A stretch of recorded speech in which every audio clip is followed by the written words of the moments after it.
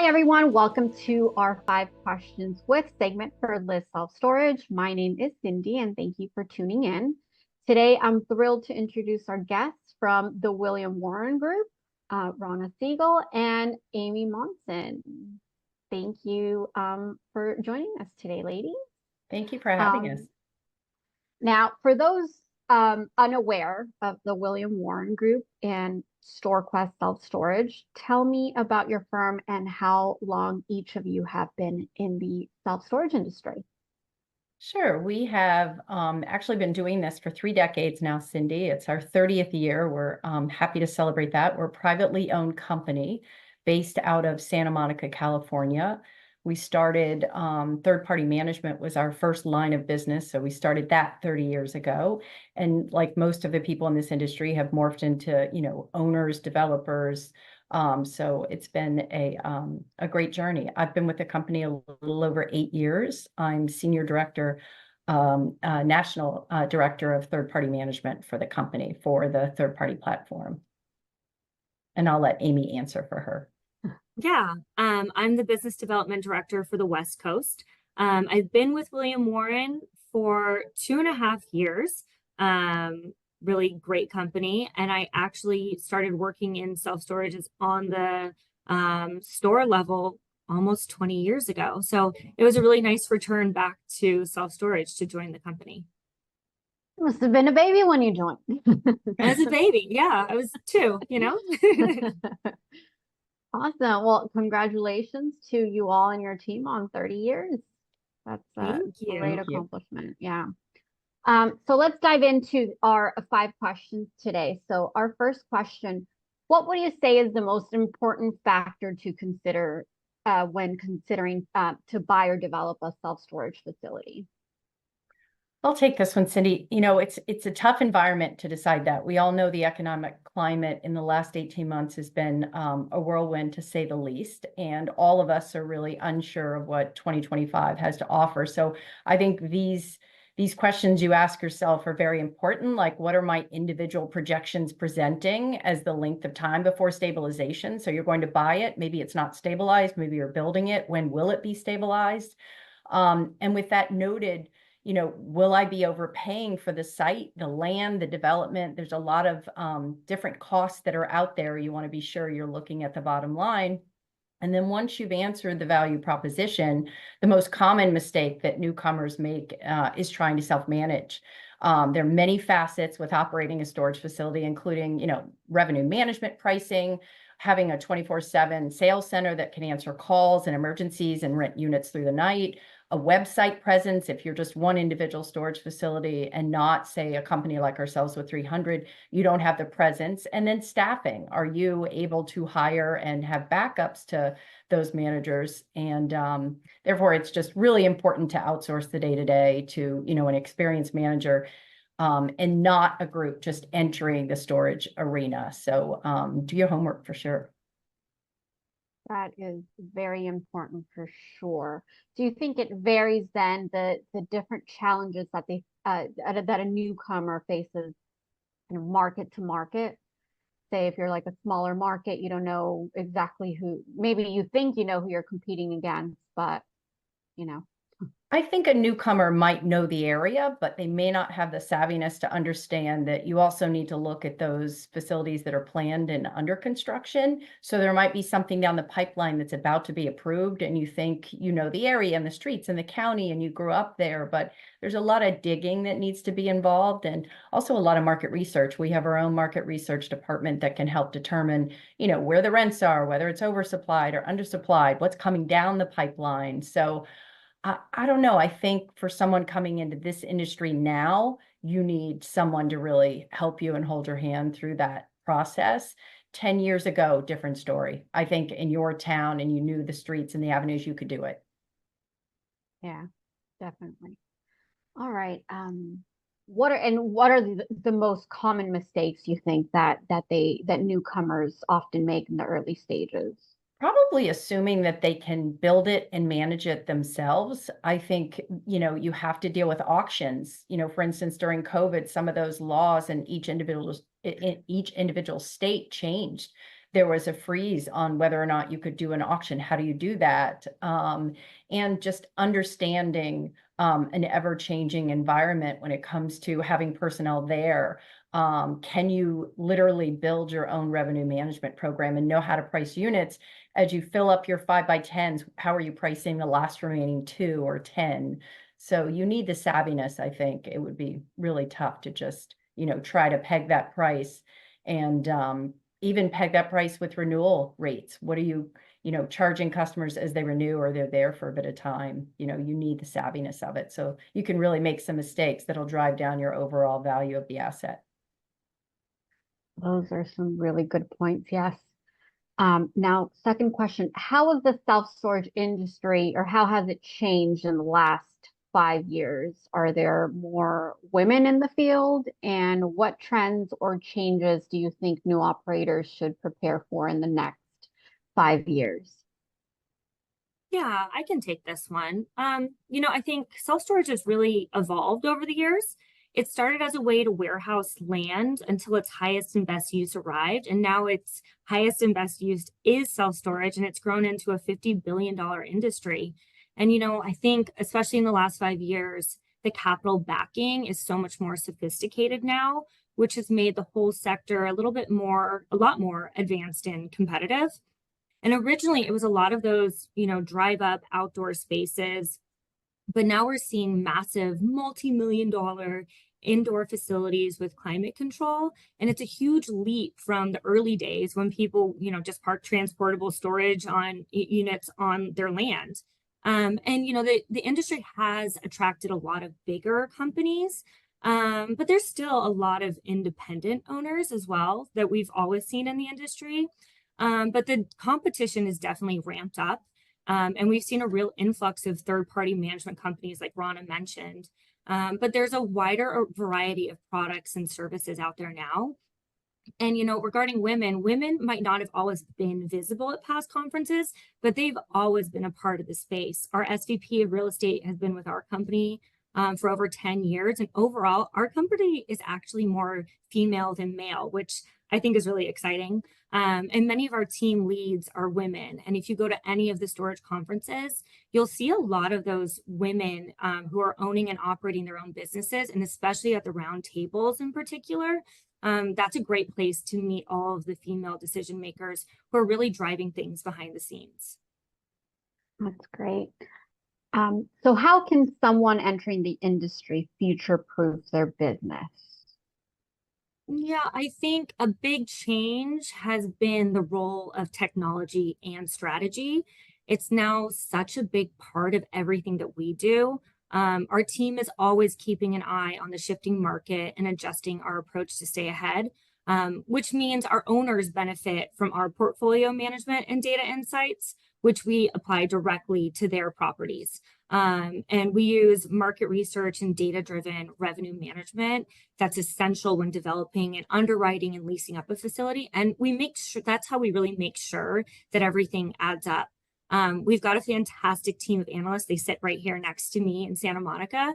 And they're always tracking supply and demand and rates. And that's how we and our owners stay competitive and keep ahead of the emerging trends in the market. Yeah, you really need that data. And we have it. Yeah. All right. So next question. With 30 years of experience, you've seen how customer expectations have shifted. What strategies have you found most effective for customer retention and satisfaction, especially when managing multiple locations for different owners? Do you want me to take this one, Rana? Yeah, would you, Amy? Thank you. Over the last 30 years, we've been managing self-storage sites, and we know just how important communication is. And that's why at StorQuest, our owners always know who they'll be talking to and exactly what kind of reports they'll receive. Rana and I are usually their main point of contact in the beginning, and then they have a dedicated asset manager with our company. But we're flexible too, and if owners want more or fewer updates, we're really able to accommodate. And we encourage our potential clients to talk to other owners and check out our stores because we're really proud of the brand that we've built. in our portfolio. And a big part of our success is really investing in those employees on the store level, especially those store level ones. They're the ones who provide like compassionate, high quality service during what can often be a really stressful time for customers. And our VP of Ops, Norm Shore, he has a great saying that every day is opening day. And it's a mindset that drives operational excellence and consistency. And you can really feel that throughout the company and with our customers. And we've really been ahead of the curve, for example, with our 24/7 call center. We've also made sure that the call center and our on-site staff are trained the same way. So the customer experience is seamless no matter where you are. And our online portals and communication make it really easy for customers to reach us anytime they want, 24/7. Nice. Every day is opening day. I love that. It's one of my favorite things. Right. How do you handle difficult customers or situations, and how do you balance the need for personalized service with the scale that comes with managing multiple sites? Yeah, I think, handling difficult situations or customers, we take a personalized approach. Our call center is trained specifically on our portfolio, so the service is always tailored and consistent. So the on-site staff are equally trained and they have the resources they need to provide great service. They don't just see customers as a transaction, they know them by name and we incentivize them. And if a customer is about to move out or has an issue, they're on the phone making sure we can meet their needs, whether it's a rent increase or helping them find a unit that meets their evolving needs. And over the years, we've developed processes that help us maintain high service standards across multiple markets and locations. And we pride ourselves on being a lifestyle brand with a Southern California vibe. Our message is simple: go out there and live a great life, and we'll take care of your storage needs so you don't have to worry. Yeah, I would just add our technology too, as Amy mentioned, combined with the customer service. When that call comes through that 24/7, in-house sales center, our technology allows them to see the front door of the building or the camera systems that are there wherever they are. So if it's the rear of the building or the loading dock, so the sales center, which is our team, is allowed to visibly see what the customer is talking about. So I think you combine great service and technology, it's a win-win. That is great. So now marketing and attracting customers are vital. How has this approach to marketing evolved over the years? And how does your company leverage its experience to drive occupancy for the facilities you manage? That's such a good question. Amy, I'll take this one if that's okay. I think that's our secret. Our secret is literally the way we have been marketing our StorQuest brand. I think if you were to ask any of the storage industry competitors to us, they would say who does marketing the best. It would be us as a standout. Your marketing of your facility, it's key. You want to drive the traffic to your property and not towards the multiple competitors in the vicinity. If you're in a city, you may have 5 or 6 competitors in under a 2-mile radius. And most customers that visit, they rent on site. They rent the first one. So ensuring also that your team, the manager, the assistant manager, are trained, attentive, the site is clean, the lights are on is very important. Our way of really capturing the attention is we've done brand ambassadors, which not a lot of the competitors have. We've had Kelly Slater and Tony Hawk as brand ambassadors. So their followers become our followers. We also have done smaller brand ambassadors where it might be a dog walker in an area, unlike a bigger city or an urban area. And today you can easily read online reviews. So as much as marketing is there, you want to make sure that after you've marketed, that you're getting those positive reviews. We're really happy at StorQuest. Our rating at StorQuest is a 4.8 out of 5 rating. And if a manager has most of their sites with very low ratings, how will that company improve the value of the storage asset? You can't. You're not going to drive the traffic. You can't drive the rents. You can't drive the increases. So I would just remind again to ask the questions, do the research, visit the facilities you're thinking of buying, visit the competitors, and figure out once you are choosing whether it be a site to buy or if a team is going to manage for you, visit those managed sites to see if, how you'd like your facility be taken care of is actually being done there. Excellent. Now, how do you see digital marketing and online presence playing a role, especially when working with multiple owners who may have different goals and strategies? You have to play that very carefully. I think a lot of the budgets in year one, for instance, budgets or projections that are put out there have very high numbers. Can be anywhere from 35 to 50 grand in marketing year one. You want to make sure that that money is spent well. There's lots of ways you can spend that much money. There's ways you cannot spend that money. If you, as I mentioned, have a 4.8 out of 5 rating and really strong online reviews and lots of them, the weight of your website gets heavier and places your website in the organic section, which is non-paid. And we strive to always do that and are lucky enough to get that on page one. So you need to make sure your digital presence is on page one. You also want to make sure your Instagram feed is representing who you are. Amy talked about go out there and live a great life and we'll take care of your storage needs so you don't have to worry. All of our branding is about skiing or, water surfing or mountain climbing, whatever it might be. So you have to make sure you're aligned all the way across the digital platform. That's right. All right. So that brings us to question number 5. So recently, we've seen a surge of third-party management companies entering the space. What are some of the key differences or challenges for operators considering using a third-party manager versus managing a facility themselves? Amy, you want to take this one? Yeah, I can take that one. We've mentioned a couple of times, I think we're really proud to be celebrating our 30th year of managing self-storage. And what makes us even a little bit more unique is that we're not just managers, we're also owners and developers. And that gives us a one-of-a-kind perspective on the challenges of operating, stabilizing, and adapting in today's constantly shifting economy, and especially as a manager. Right now, a lot of companies are struggling to maintain profits, and many are just now starting to get into third-party management. And I don't think they have the longevity and bandwidth that we have gained over the last 3 decades. Great. Yeah. So with your company's 30 years of experience in managing self-storage for others, how has the role of third-party managers evolved over that time? Yeah, we've really seen the role of third-party managers change. One thing that's always been key to long-term success is consistently investing in our people and our processes and our innovation. And that's how you position yourself for whatever disruptions might come next.